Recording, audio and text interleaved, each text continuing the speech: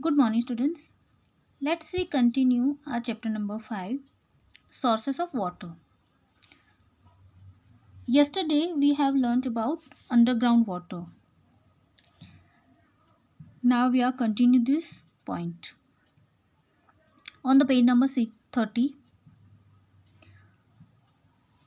a tube well is a type of water well in which a long 100 to 200 means 5 to 8 inches wide stainless steel tube or pipe is bored into the ground till it touches the water table.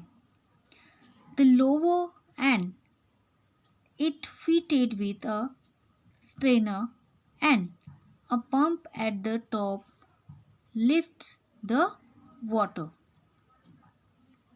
बच्चों जो tubewell है वो एक water well का ही type है. मतलब tubewell आप side में एक पिक्चर दिया गया है ट्यूबवेल का, इसको आप देख सकते हैं. ये ट्यूबवेल जो है वो अधिकतर कहाँ खेतों में बनाया जाता है क्योंकि इसका जो पानी का यूज़ है वो खेती के लिए किया जाता है. तो जो ट्यूबवेल है वो ज़मीन के नीचे 100 से लेकर 200 तक मतलब कि 5 से 8 इंच वाइड मतलब क्या होता है चौड़ा स्टेनलेस स्टील का जो पाइप होता है या फिर उसको आप ट्यूब कह सकते हैं. उसको क्या करते हैं ज़मीन के अंदर जहाँ तक पानी ना अवेलेबल हो सके वहाँ तक उस पाइप को क्या किया जाता है अंदर 5 से 8 इंच वाइड पाइप को अंदर ज़मीन में उतारा जाता है जहाँ तक उनको पानी ना मिले. जहाँ पर पानी का टच हो जाता है तो वहाँ तक खुदाई कर कर उस पाइप को ज़मीन के अंदर गाड़ा जाता है. Borewells are similar with some technical differences.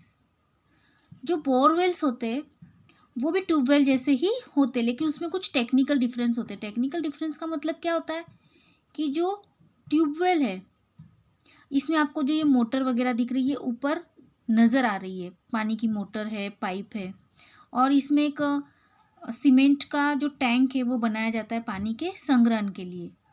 ये हो गया ट्यूबवेल.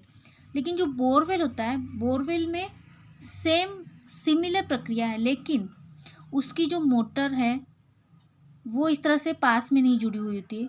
वो आप घर के किसी भी छत मतलब घर पे किसी भी कोने पे फिट करवा सकते हैं उसको. प्लस उसका जो पाइप है वो ज़मीन के अंदर रहता है. ट्यूबवेल में भी जैसे ज़मीन के अंदर ही पाइप रह रहा है.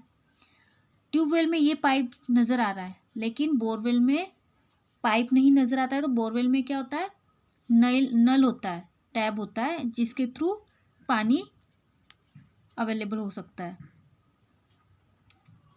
We are using so much of the underground water that the water table is decreasing at an alarming rate. Decreasing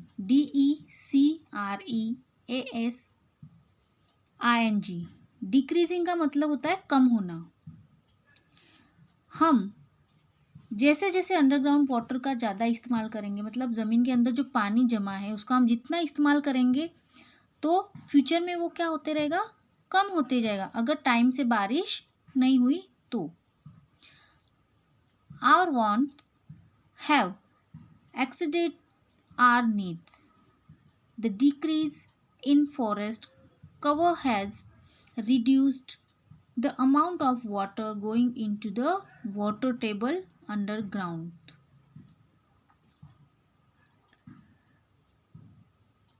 Exceeded का मतलब क्या होता है पार कर चुका है. मतलब कि हमारी जो ज़रूरत है पानी की वो बहुत ज़्यादा है तो हमारी जो ज़रूरियात है वो हद से ज़्यादा होगी ये पानी की. तो इसीलिए द डिक्रीज इन फॉरेस्ट जो हम लोग आजकल क्या कर रहे हैं कि बड़े बड़े बिल्डर्स हैं तो वो क्या कर रहे हैं फॉरेस्ट को काटते मतलब जंगलों को काट कर वहाँ पर बड़ी बड़ी बिल्डिंग्स बनाई जाती है. तो अगर पेड़ पौधे नहीं होंगे तो बारिश नहीं होगी, और बारिश नहीं होगी तो पानी का क्या होगा, कमी होगी। क्यों? क्योंकि अगर पेड़ पौधे नहीं होंगे तो बारिश टाइम पे नहीं होगी, और बारिश टाइम पे नहीं होगी तो ज़मीन के अंदर जो अंडरग्राउंड वाटर है वो हमें टाइम पे नहीं मिल पाएगा। अगर बारिश ही नहीं होगी तो ज़मीन में पानी कहाँ से आएगा? क्योंकि ज़मीन में जो पानी है वो कहाँ का है, वो बारिश से, जो पानी बारिश से आता है वो पानी ज़मीन के नीचे क्या हो जाता है, ऑब्जर्व होता है। तो ऑब्जर्व होने के बाद में ये जो पानी ज़मीन के नीचे जमा होता है वही पानी हमें अंडरग्राउंड वाटर के तौर पर मिलता है। तो अगर हम जंगल को काटेंगे तो हमें टाइम से ना बारिश मिलेगी ना पानी अवेलेबल हो पाएगा। इसलिए हमें क्या करना चाहिए कि हमें कम से कम जंगल काटने चाहिए, पेड़ पौधे काटने चाहिए, और अधिक से अधिक पेड़ पौधों को लगाना चाहिए। So today our water reserves are in danger. It has become crucial for us to learn how to conserve water. बच्चों, इसलिए अगर आज की जो समस्या है वो भयंकर समस्या है पानी की। अगर बारिश टाइम पे नहीं हो रही है, फिर बहुत ज़्यादा कम बारिश हो रही है, तो पानी का संग्रहण ज़मीन के नीचे नहीं हो पाएगा। इसकी वजह से ना हम खेती कर पाएंगे, ना हमें अनाज मिलेगा, और ना हमारी ज़रूरियातें हम पूरी कर पाएंगे। तो जिस तरह हमें खाना आवश्यक है उस तरह पानी भी बहुत ज़रूरी है। क्रुशियल, CRUCIAL, क्रुशियल का मतलब है महत्वपूर्ण। तो पानी जो है वो हमारे लिए बहुत ही महत्वपूर्ण है। हमें how to learn conserve water, पानी का संचय, पानी का संग्रह हमें किस तरह से करना चाहिए ये भी हमें सीखना होगा। Rain water harvesting, rain water harvesting, the gathering and accumulating of rainwater is one method to solve problems of scarcity of water. accumulating का मतलब क्या होता है, जमा करना, एंड scarcity का मीनिंग है यहाँ पर एक क्या कह सकते हैं हम, scarcity मतलब कमी होना, है ना। तो गैदरिंग एंड accumulating, जो पानी का संग्रहण है, पानी का जो जमा हो रहा है, हम लोग पानी को जमा करते, किसको, पानी, रेन वाटर, जो बारिश से हमें पानी मिलता है उसको हम जब जमा करते, तो ये एक महत्वपूर्ण मेथड है जिससे क्या हो सकता है, हमारी पानी की जो प्रॉब्लम है, पानी की कमी की जो प्रॉब्लम है वो क्या हो सकती है, सॉल्व हो सकती है। Rain water collects from roofs makes an important contribution. बच्चों, ये मेथड मैंने आपको पिछली बार भी शायद बताया था, थर्ड क्लास में भी, कि जो रेन वाटर कलेक्शन है वो कैसे कर सकते हैं हम। तो घर पे, एक तो हमारे छत को पहली बारिश आने से पहले छत को साफ़ सुथरा करके, जब बारिश आती है तो बारिश से पहले हमें क्या करना है, एक जो पाइप होता है PVC पाइप, उसको हमारे नालदे से जोड़कर नीचे एक टैंक बनाकर, टैंक में उस पाइप को हम छोड़ सकते। तो क्या होगा, जो बारिश का पानी जितना भी रूफ मतलब छत पे आता है ना, रूफ मतलब क्या होता है, छत पे जितना भी बारिश का पानी आता है वो बह के हमारे नालदे के साथ कहाँ जाता है, वेस्ट हो जाता है, नालियों में चला जाता है। तो वही पानी, क्योंकि बारिश का जो पानी होता है वो साफ़ सुथरा होता है, क्यों, क्योंकि जो बारिश के दिनों में हवा होती है वो शुद्ध होती है ना। तो क्योंकि मॉइस्चर होता है हवा में, तो वहाँ पे धूल मिट्टी तब नहीं होती। तो वो जो बारिश का पानी है उसको आप कैसे जमा कर सकते हैं, PVC पाइप के द्वारा। उस PVC पाइप को छत से जोड़कर कहाँ पर उसको छोड़ना है, एक टैंक बनाना है नीचे छोटा सा। आप टैंक मतलब या तो फिर आप सिंटेक टैंक यूज़ कर सकते, या फिर अदर कोई टैंक भी यूज़ कर सकते। तो उसके अंदर वो PVC पाइप जब आप छोड़ते हैं तो जो पानी आता है छत से वो PVC पाइप द्वारा कहाँ जमा होगा, आपके टैंक में। और ये पानी आप बहुत से जैसे जानवरों को नहलाने के लिए या फिर पिलाने के लिए इस्तेमाल कर सकते हैं। This water especially during the monsoon when the air is clean, is pure and can be used without treatment. Can you think of different ways to collect rainwater? क्या आप इस तरह से अलग अलग तरीके सोच सकते हैं कि आप कौन से ऐसे तरीके हैं जिससे रेन वाटर को आप कलेक्ट कर पाए? ऐसे बहुत से तरीके बच्चों हम अपना सकते हैं कि रेन वाटर जो है हम अगर कलेक्ट कर पाए तो उसका फ्यूचर में हमें क्या हो सकता है, इस्तेमाल हो सकता है। जैसे कि ट्यूबवेल्स है, ट्यूबवेल्स को हम मैन मेड कहेंगे, क्यों? क्योंकि वो इंसानों द्वारा बनाया गया है। लेकिन अगर ज़मीन में पानी होगा तो ही हम ट्यूबवेल का इस्तेमाल कर पाएंगे। तो इसी तरह से अगर रेन वाटर को हमको कलेक्ट करना है तो इस तरह से छोटी छोटी योजनाओं का हमें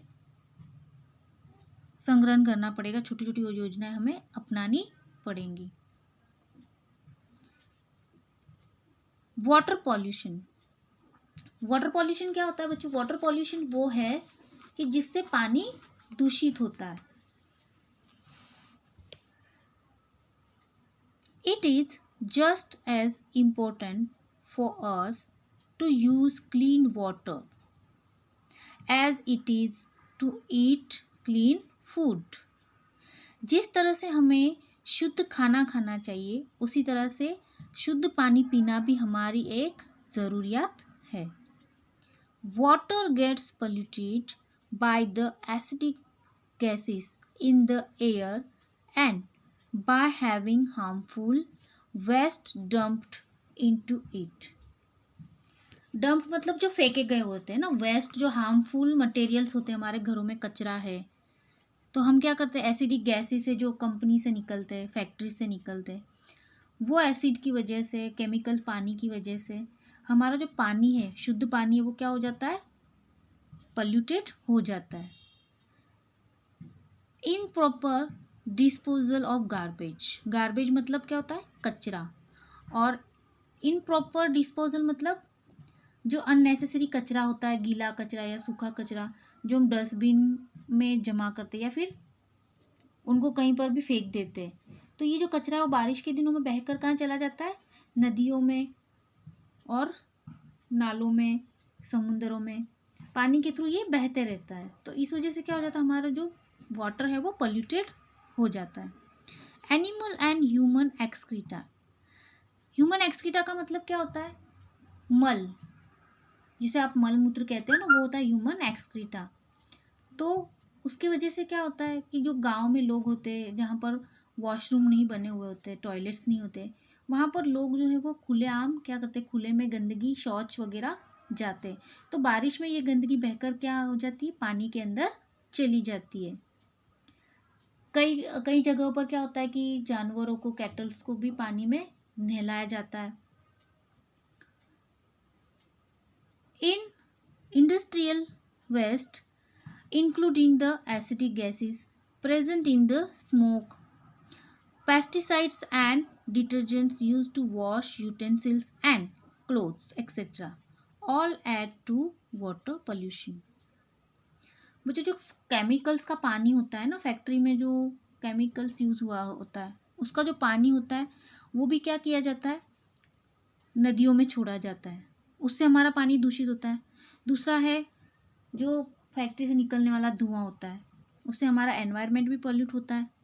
पेस्टिसाइड्स मतलब क्या होते हैं, जो खेतों में हम आजकल यूरिया, सुफला वगैरह जो पेस्टिसाइड्स यूज़ कर रहे हैं उसकी वजह से। दूसरा है डिटर्जेंट पाउडर जो हम कपड़े धोने में और बर्तनों को साफ़ करने में यूज़ करते हैं, तो उसका सारा जो पानी है वो कहाँ पर जाता है, हमारी नदियों में चला जाता है। और यही सारा रीज़न है कि हमारा जो आज नदियों का जो पानी है वो पूरी तरह से दूषित हो चुका है। Water borne diseases like typhoid, cholera, dysentery and jaundice can prove fatal. Fatal का मतलब होता है घातक। तो ये जो पानी की वजह से होने वाले रोग है ये क्यों हो रहे हैं, क्योंकि हमारा पानी क्या है, आज बहुत ही दूषित हो चुका है। अगर हम पानी को शुद्ध भी कर ले, हम कहेंगे चलो हमारे घर पे वाटर प्यूरीफाई, हम उसको शुद्ध कर लेंगे, बॉईल कर लेंगे, है ना, लेकिन कितना शुद्ध करेंगे? पानी अगर बहुत ज़्यादा गंदा हो गया तो हम उसको कितना परसेंट शुद्ध कर सकेंगे? बहुत ज़्यादा परसेंट से शुद्ध नहीं कर सकते। इसीलिए बेटर यही है कि हम अपनी जो वाटर कलेक्शन है, हमारे जो वाटर रिसोर्सेस है, उसको क्या करें, हम साफ सुथरा रखने की कोशिश करें। बच्चों, जो हमारा नेक्स्ट पॉइंट है वो हम कल की क्लास में पढ़ाएंगे। Thank you.